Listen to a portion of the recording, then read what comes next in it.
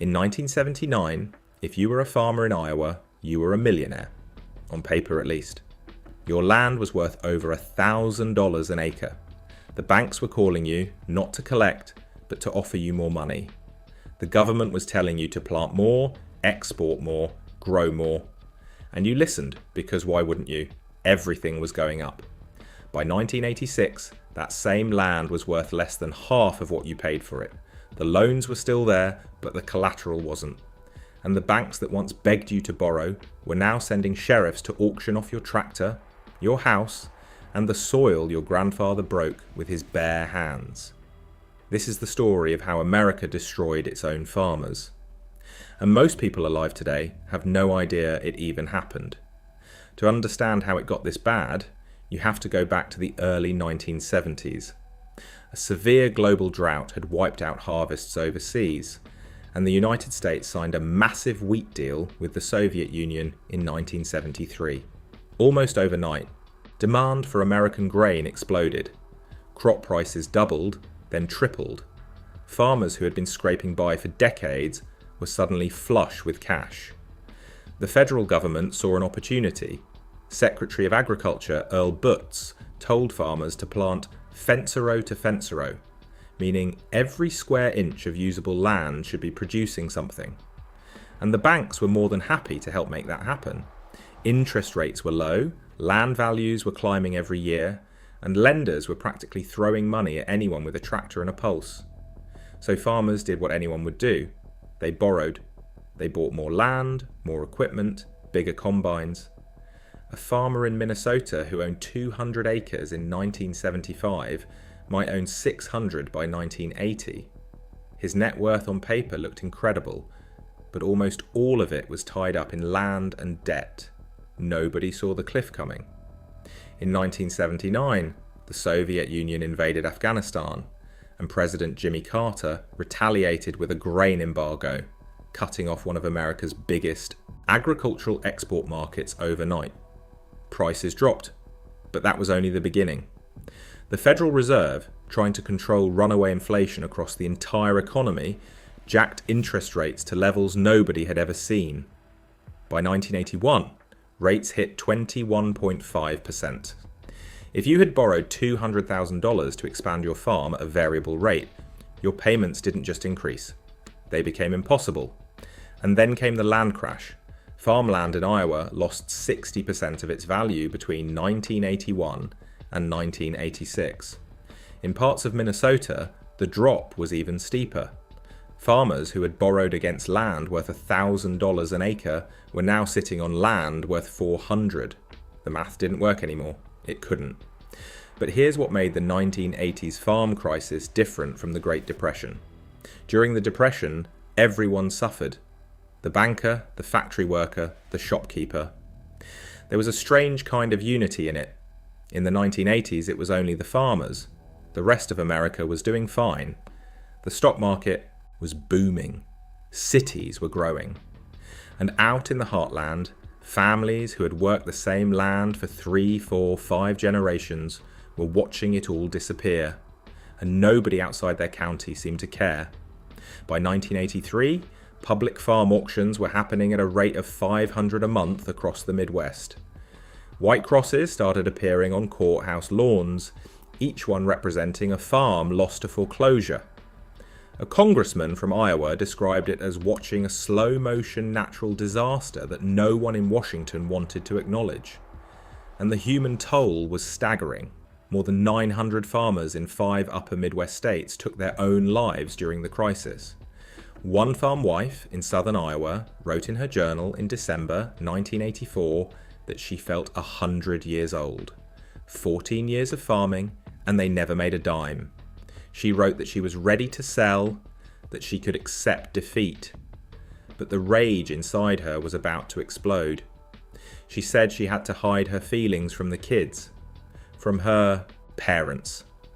That entry could have been written by thousands of families. The isolation was the worst part. Farmers lived miles from their neighbours. Mental health care in rural areas was almost non-existent. And farming culture, even today, treats asking for help as a kind of weakness.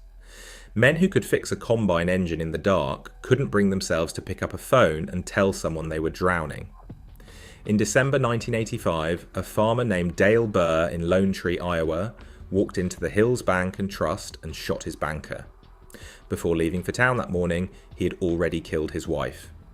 When he came home, he killed a neighbour, then himself. The story shocked the entire country. People couldn't believe a farmer in Iowa would walk into a bank with a shotgun. But people who understood what was happening on the ground weren't surprised at all. The crisis didn't just kill farms, it killed towns. When a family farm goes under, they stop buying seed from the local co-op. They stop eating at the diner on Main Street. Their kids leave for the city.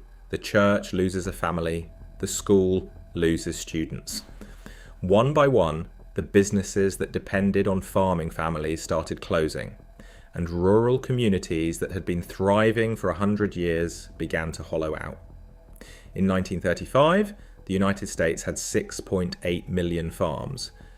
By the mid-1980s, that number had fallen to 2.2 million, and the farms that survived got bigger, swallowed up by corporations and investors who could absorb the losses that family operations couldn't. The small farmer, the one with 300 acres and a handshake deal with his neighbour, was being replaced by something entirely different. But the farmers didn't go quietly. Tractorcades rolled into Washington, D.C. Protesters blocked sheriffs' sales and farm auctions, chanting "No sale" to disrupt the proceedings. By 1985, half the counties in Iowa had some kind of grassroots organisation fighting for closures. Farmers who had never been political in their lives were suddenly testifying before Congress. And then came the moment that changed everything, or at least tried to. On July 13th, 1985, Bob Dylan was performing at the Live Aid concert in Philadelphia, the one raising money for famine in Africa. And in the middle of his set, Dylan said something offhand about hoping some of that money could help pay the mortgages on American farms. Willie Nelson heard it and said later that the comment hit him like a ton of bricks. 6 weeks later, Nelson, Neil Young, and John Mellencamp staged the first Farm Aid concert in Champaign, Illinois. 80,000 people showed up: Bob Dylan, Billy Joel, B.B. King, Loretta Lynn, Johnny Cash, Bonnie Raitt. The lineup was enormous. They raised over $7 million in a single day. Nelson thought one concert would solve the problem. It didn't. The crisis was too deep, too structural, too tangled in federal policy and global economics for any concert to fix. But Farm Aid did something else that mattered. Told farmers they weren't invisible. Congress eventually stepped in. The Food Security Act of 1985, Chapter 12 bankruptcy protections in 1986, the Agricultural Credit Act of 1987. These policies saved some farms and slowed the bleeding. But for many families, the help came too late.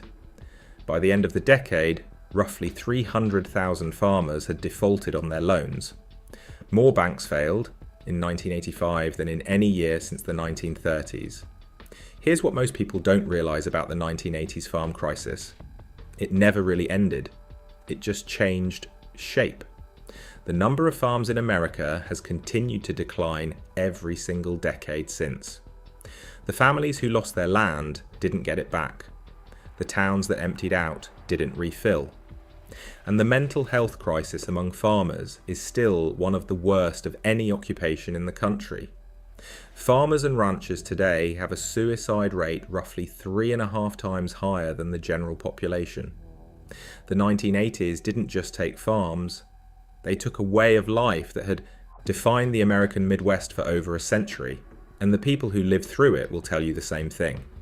It wasn't the losing that broke them, it was losing alone, while the rest of the country looked the other way.